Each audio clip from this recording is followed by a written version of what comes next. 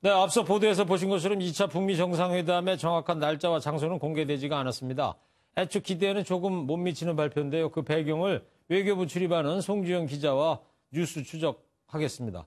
송 기자, 이번에 2월 말로 이제 날짜만 지금 나와 있고 장소는 아예 언급이 안 됐습니다. 이유가 뭘까요? 네, 두 가지 경우로 생각해 볼 수 있을 것 같습니다. 네.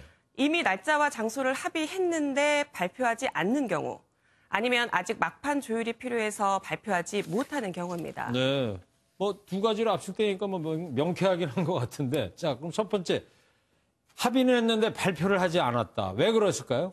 혹시 지난 1차 북미 정상회담 때 기억하실지 모르겠는데요. 네. 당시 트럼프 대통령이 1차 회담 날짜와 장소가 합의됐다고 밝힌 시점이 5월 5일입니다. 예. 6월 12일 정상회담이 있었으니까 약 한 달 전이라고 볼 수 있는데요. 네. 이 발언 이후에도 뭐 바로 날짜와 장소를 공개한 건 아닙니다. 합의됐다고만 했을 뿐이고요. 예. 일주일 후인 5월 11일 트위터를 통해서 회담이 열린다면 6월 12일쯤 싱가포르가 될 것이다라고 밝혔습니다. 네. 자, 그랬군요. 그러면 지금과 비교하면 2차 회담 발표 시점은 꼭 뭐 늦었다 이렇게 하기는 어렵겠네요? 네, 그렇게 볼 수 있습니다. 심지어 1차 때는 우여곡절로 6월 10일 싱가포르 정상회담이 6월 2일, 그러니까 10일 전 확정이 됐습니다. 예. 뭐 당시 팽팽한 기싸움 끝에 회담 취소를 선언했던 트럼프 대통령이 김정은 친서를 받고 재개를 선언한 건데요. 맞아요. 네, 기억나네요. 직접 들어보시죠. 예. You people are going to have to travel because you'll be in Singapore on June 12th. 네, 2차 회담을 2월 말로 합의했으니까 역산을 해보면 한 달여 남은 셈입니다. 그렇네요. 네, 그러니까 1차 때보다 발표가 늦었다고 볼 수는 없습니다. 예. 따라서 곧 스웨덴에서 열릴 실무회담이 순조롭게 진행된다면 이르면 다음 주 발표 가능성도 배제할 수 없어 보입니다. 네. 자, 그러면 이제 두 번째로 아직 조율이 안 돼서 발표를 하지 못하고 있다고 했을 경우에 뭐가 발목을 잡고 있다고 봐야 될까요? 네, 크게 네 가지 정도로 예측 가능합니다. 우선 교착 상태였던 2차 회담 논의가 급물살을 타면서 실무 준비가 부족했을 수 있습니다. 네. 그리고 이제 비핵화와 상응 조치에 대한 입장 차이를 생각해 볼 수 있는데요.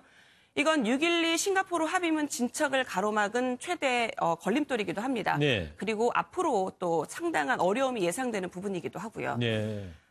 또 현재 셧다운 상황으로 민주당과 전쟁을 치르는 트럼프 대통령의 국내 정치 상황을 고려해 볼 수 있습니다. 미국 내 뭐 정치 상황이 지금 복잡하니까요. 그렇죠. 그래서 굳이 이런 상황에서 2차 회담 뭐 장소와 날짜를 발표하는 게 득보다 실이 더 있다라고 예. 판단했을 수 있습니다.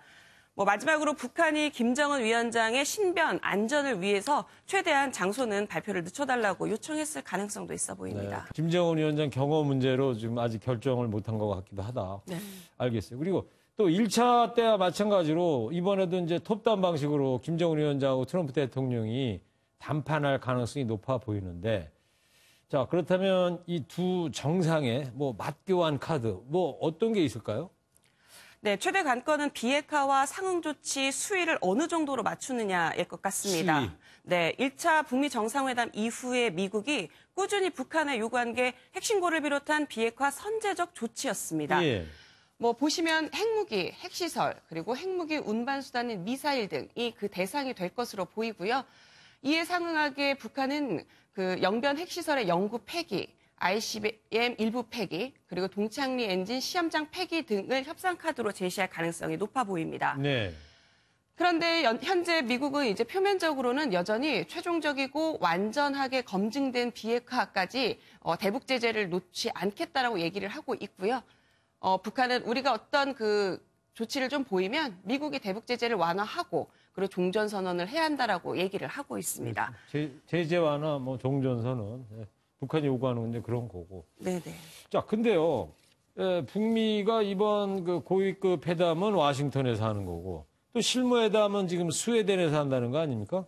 그럼 한 군데에서 하면 다 수월하게 할 것 같은데, 왜 이렇게 양쪽에 나눠서 회담을 하고 있는 것 같습니까? 네, 아무래도 이제 일종의 기싸움 같습니다. 기싸움이다. 네. 고위급 회담에서 큰 틀에서 합의를 했다 하더라도 이거 실무 협상에서는 이제 사안마다 팽팽하게 기싸움이 있을 가능성이 높거든요. 네, 아무래도 그러겠죠. 네, 그래서 뭐 축구 경기를 해도 홈그라운드 이점이 있다라고 얘기하지 않습니까? 예. 예, 북한 입장에서는 굳이 뭐 미국의 안방이 아닌 제3국에서 협상을 하겠다 이런 전략으로 보이고요. 네. 이번 이제 2차 북미 정상회담이 그만큼 살얼음판을 더 걷는 이제 협상이라는 걸 보여주는 대목인데 그만큼 북한은 지금 아시겠지만 김영철 위원장이 워싱턴에 도착했을 때 뭐 공항에서도 취재진을 피하는 모습 뭐 당연히 알려졌었고 네. 그리고 호텔에서도 화물칸 엘리베이터를 이용해서 이동할 정도로 굉장히 자신의 그 노출을 최소화하고 두분 협상에만 불출했다면서요? 그렇죠. 예, 네. 협상에만 집중하는 모습을 보일 정도로 이번 협상이 굉장히 그 신중을 기하고 있습니다. 그래요. 네. 자, 뭐 외교관들은 협상 과정의 어려움을 토로할 때 악마는 디테일에 있다는 말을 자주 쓴다고 하죠. 얘기 들어보니까 2차 북미 정상회담 시기가 좁혀지긴 했지만 북한과 미국의 디테일 싸움이 이제부터인 것 같기도 합니다. 한반도 평화를 위해서 부디 순조롭게 진행되길 바라면서 지켜봐야 될 것 같습니다. 지금까지 송지영 기자였습니다.